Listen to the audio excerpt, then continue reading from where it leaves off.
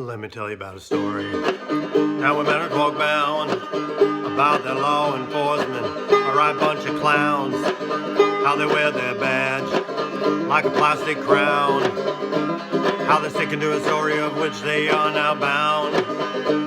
It's a rabbit hole they don't want you to go down, but over in Wisconsin, they're doubling down. Hello everybody, this is Eric Jose on Making a Murderer on YouTube. I cover the Stephen Avery and Brendan Dassey cases, but also as time passes I've been covering other cases such as the Staircase or OJ and many wrongful convictions of youth. I go over the documents, the photos, the videos, anything case related, so stay tuned because I have many more videos just like the one you're about to see. Hey there everybody, how you doing today? Today I'm doing a little bit of a video here, not going live tonight, but I'm doing a little bit of a video here to just kind of put across some information to kind of prepare for tomorrow night's live discussion. Okay? What we're going to be talking about is King Kratz. You know, Zellner's 100% right about him. He's like a moth to the flame, right? He just can't stop inserting himself in this case, you know, and what's funny about it is you hear him saying that he's the target of the vitriol and this and that. I imagine he would probably stop being a target for that if he shut up and went away. Just a thought. But I don't think that's in his DNA. I don't think he's wired that way to be able to do that. So what we're going to talk about is first part of this video. I'm going to read through a interview that USA Today did with King Kratz. So I'm going to read through it and we'll just kind of register some of his responses here. And then on the second half of the video, I'm going to show you guys some examples of King Kratz being dishonest and deceptive and a lot of other things that he accuses the MAM filmmakers of being. So, without further ado, we'll go into this little interview with that USA Today did with King Kratz. So, first question from USA Today, Network Wisconsin, was, what were your initial impressions of Making a Murderer Part 2? Kratz says, the second season, unfortunately, uses the same playbook as Season 1, deceptive editing, omission of crucial evidence, and personal attacks against the prosecutors, cops, and Teresa's friends, which combined for a very one-sided view. I'm sorry, what? Teresa's friends? Who? You know, maybe there is something in there that he's, for some reason, what is making him say that, because all I remember is they showed, like, Teresa's friends saying some really, you know, wonderful things about her, and that sort of stuff. So I'm a little puzzled by, you know, that statement right there. The other thing is the deceptive editing, omission of crucial evidence. Omission of crucial evidence? You mean like a CD that was kept in Tom Fassbender's personal custody for the last 12 years? Similar to that? Yeah, so that answer, I mean, is just strange to me because, I mean, Teresa's friends, what is he talking about? I don't recall MAM attacking Teresa's friends. Does anybody else remember anything about Making a Murderer attacking Teresa's friends? Anybody have an inkling of what the hell he's talking about? Anyway, moving on. Second question. The series is billed as a deep dive into the post-conviction process for Avery and Dassey. Did it provide a balanced view of that process? Kratz, of course not. The audience is never told that Attorney Zellner's new evidence was little more than junk science, with its results having so little relevance to the contested issues that the court rejected them without even needing an evidentiary hearing. Now that's interesting. Having so little relevance. That's interesting. I'm going to come back to that. Well, actually, no, before we go to the second half of this answer, I'm going to go ahead and say what I got to say here. So, he's talking about the results having so little relevance. Maybe at this point. But if Zellner gets the skull fragments, well, first of all, she's already got something that that Kratz cannot even try to claim isn't relevant because he's the one that made it relevant. And that would be the hood latch. It's his own fault that the hood latch becomes relevant because he was the one that was talking about it after the first Making a Murderer, claiming it was left out. And what do we find out? We find out that there's nearly 2 full nanograms of DNA right there, which nobody can seem to recreate by just opening the hood. Okay? Nobody can seem to create that miraculous feat of leaving nearly 2 full nanograms. They get it where they leave about a tenth or a hundredth of a nanogram or so, or almost a tenth of a nanogram, basically 0.01 or 0.09, 0.07, basically those, that much. Tiny minute amounts. Right. So we already know that if he's saying that that's not relevant, well, then why was he ever bringing it up in the first place? So this is why Ken Kratz, he talks in circles. He makes little sense.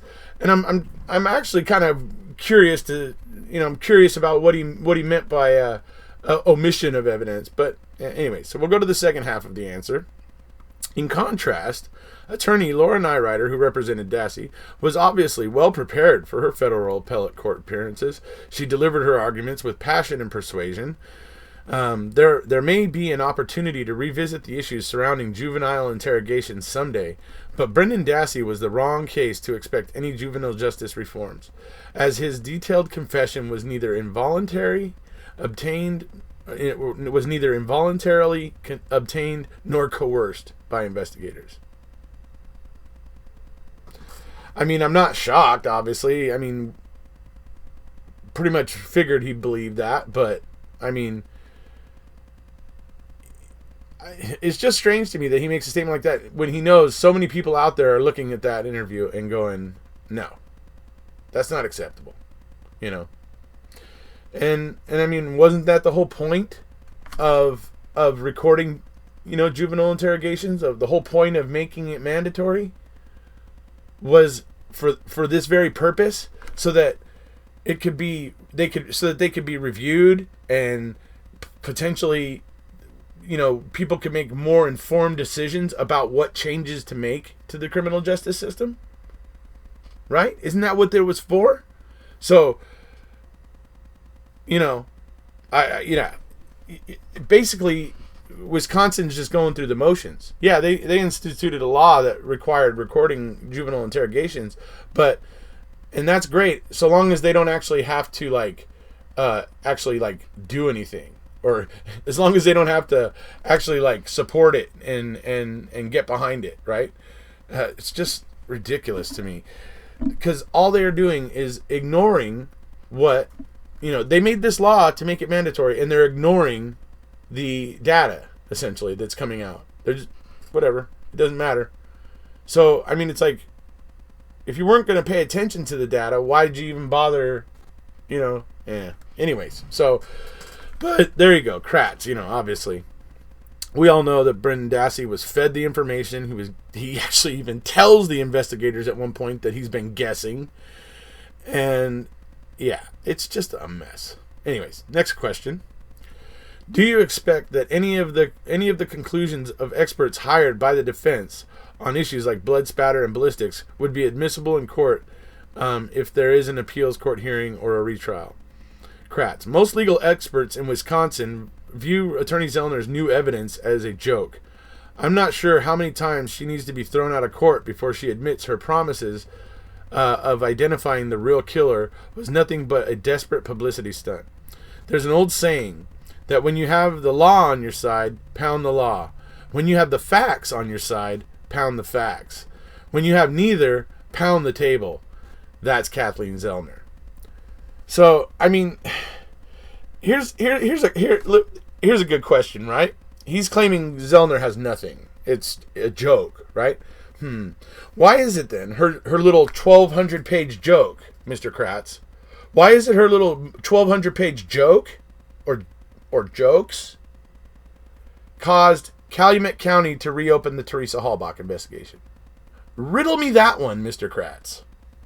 So, if it's so meaningless and there's nothing to it, Why? Right? Okay. Next question. Have you been monitoring the online responses to the second season, and are you surprised with the tone of the comments directed at you on Twitter? I find it unsettling that I remain the lightning rod for the vitriol and hates stirred up by this TV show. I'm the one attorney no longer involved in either case, yet Attorney Zellner and the show's producers continue to claim Ken Kratz bears responsibility for Stephen Avery and Brendan Dassey still being in prison. I didn't make these men murderers. I convicted them. So, that's fine. Kratz believes they're guilty, and he believes, that they're where they need to be.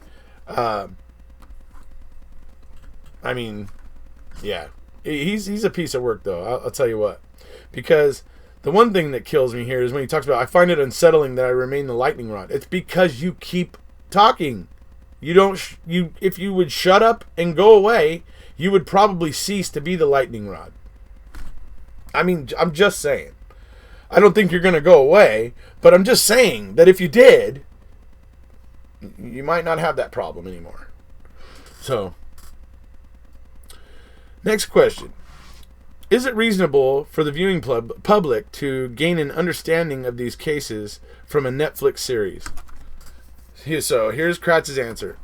It's kind of like asking if watching Star Trek gives the audience a better understanding of space travel. The series is not a documentary at all. It's an advocacy piece made by and for the Avery defense team. You are being shown exactly what they want you to see, nothing more. Yeah.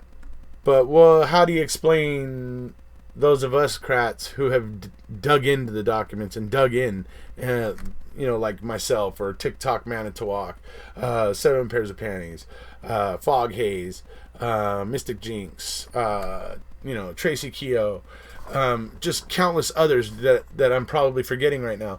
How do you explain all of us who have looked into the documents and actually found more? We found a lot more things that make the state look bad that weren't even in Making a Murderer. The fact of the matter is, Mr. Kratz, is that when you go looking into the documents, you find out that a lot of the stuff you claim was left out for a reason. It was either provably false or just very spurious at best.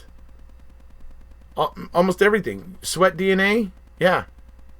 Dude, you were only saying sweat DNA because you wanted people thinking about liquid sweat. You didn't want people to think about a swab. Right? And that's why. That was your little attempt at misdirection. And plus it seemed ridiculous that cops could be carrying around vials of sweat. And it would be. Where the hell would they get it? That would be ridiculous. Brilliant ploy, Mr. Kratz, but it's just, now that everybody knows about the extra swabs that were obtained and supposedly thrown away, right? Yeah, it's just your attempts, Mr. Kratz, at obfuscation and hiding things and obscuring things, is you're very apt at those things. So, anyway. So, next question. You're obviously well acquainted with the Halbach family. Do you think the second season of the renewed attention on Teresa's case is painful for them? Well, of course it is.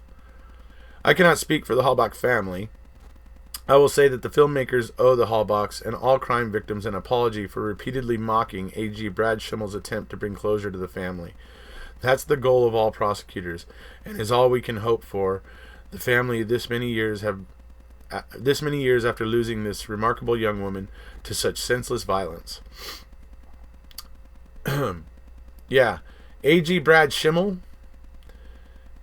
You say his attempt to bring closure to the family. I say his attempts to use the family to cloak himself. That's just, the different ways that we can see Brad Schimmel. That's the example. Because I don't believe I believe he only uses the hall box whenever he gets an uncomfortable question about Stephen or Brendan that he doesn't really want to answer, or whatever, for whatever reason he feels awkward about. That's when he starts conjuring the hall box. Okay? I don't get the impression he actually gives two craps about them. Not really. He's only interested in conjuring their name and the image of the victim and the victim's family to shield himself from uncomfortable topics. That's what it looks like. So, convicting a murderer, which focuses largely on the law enforcement angle of the Avery case, is due out in 2019. Do you expect that will be more accurate than making a murderer? Kratz. I understand great care is being taken by the producers of Convicting a Murderer to not only present both sides of the case, but to provide dramatic new insight into Stephen Avery's calculating and sadistic past. Unlike the 20-plus hours of poor Stephen Avery and unsupported speculation we've been spoon-fed through these two Netflix shows, Convicting a Murderer promises to provide 100% of the raw truth. I understand their goal is to provide an unfiltered look at one of the most highly scrutinized murder cases in history and let the audience decide for themselves whether Stephen and Brendan Dassey are right where they belong. So, what Kratz is getting at there is that, yeah, if when you get into the documents and you find out, some of the things about Stephen, you realize he's not like a Boy Scout. He's not. He's just not. And Kratz is saying that Convicting a Murderer is going to portray everything. Now, I will be interested to see Convicting a Murderer, and if it really does do that. If it just really just tells both sides, that could be interesting. But we'll have to see, because it seems more like it's going to be an advocacy piece the other way. So, but like I said, we'll have to see. I mean, he even says right there that it's working primarily with law enforcement or whatever. What was it? Let's see, what did she say? Yeah, she said focuses largely on the law enforcement angle of the Avery case. So, I mean, that leads me to believe it's going to be exactly what he's claiming Making a Murderer is, but for the prosecution in the state and the law enforcement officers. But we'll see when it comes out. Obviously, we'll see what Convicting a Murderer is when it comes out, and we'll see whether it's even-handed or not. So, and that was the final question. So, yeah, that's where we're at with Kratz. I mean, Kratz, all those things in there. Like, number one, the lightning rod thing. All you have to do is remove yourself, Kratz. Just go away and stop inserting yourself. Stop getting on Twitter and in newspapers talking about this, because that brings the attention back to you. But if you don't care that you're the lightning rod, well then by all means carry on. So what I want to show now is Kratz sits there and he claims about how the filmmakers leave things out and don't tell you everything about Stephen and all that stuff. Well, I'll tell you what. There's a lot of things the filmmakers didn't tell me about you, Mr. Kratz. But I found them in the documents, and I'm going to show, in other places, but I'm going to show everybody right now the things about you, your dishonesty. So, here we go.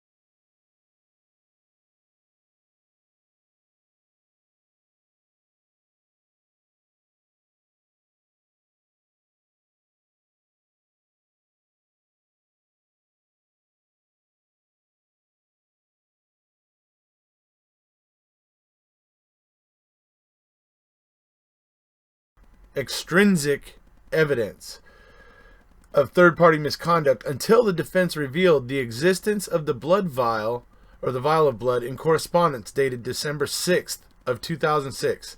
So what Kratz is saying right there is that the state had no knowledge of the blood vial until the defense corresponded on December 6th of 2006. That's what he's saying right there. Okay? So that, just keep that in mind as we now go into an email that was written about probably 10 months before this. Okay, so pay attention to this date up here at the top. Tuesday, February 7th of 2006. Right? February 7th. That's, 9 or 10 months before December 6th of 2006. Right? Right. So February 7th to Sherry. It's an email to Sherry Culhane. And if you go down to the very bottom there, at the very, very bottom, it says, Mark Wiegert is checking on the 1985 Manitowoc blood sample taken to make sure what it was. So you tested the sample back then. How bizarre is that? Were you the one were you the analyst that got him out of prison?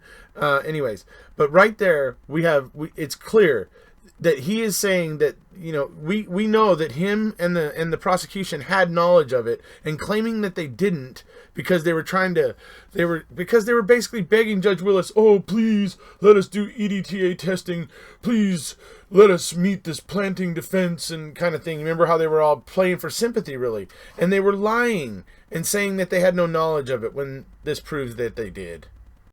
So there you go. That's like a prime example of Kratz. I mean, he doesn't care if he lies. There's no conscience there, really. And that's as much as clear. So, the next thing we're going to move into, because Kratz likes to talk about how the filmmakers were omitting things, right? Well, let's talk about that. Everybody remember the deleted voicemails? Yeah? Remember Kratz and how he was acting about that? Jerry was just trying to say that an investigational avenue was avoided that should have been looked into. And because they know virtually nothing about it, Jerry doesn't know if there's even anything relevant there. But what he's saying is that somebody in a critical time for this phone was accessing and deleting voicemails. And the state has no idea who was doing that. And he felt the jury should know that. And I agree. The jury should know how much the state was dropping the ball. Inadvertently or deliberately at this point, it doesn't even matter. Even though I'm pretty sure it's deliberate. So, we're going to go ahead right now. I'm going to go ahead and play a clip of that whole kind of, how that all played out in court. And then we'll come on back. So, if your records show that on a certain date, messages were opened all the way up to that date on Teresa Halbach's phone, that would mean that somebody had listened to those voice messages. I'd like to be heard outside the presence of the jury. Mr. Kratz? He's about to show her some retrieved voicemails on the 2nd. If Mr. Buting's position, if his theory of defense is that Teresa Halbach is alive on the 2nd of November, we're entitled to know that. We're entitled to notice of that. That's my objection, is that it's irrelevant.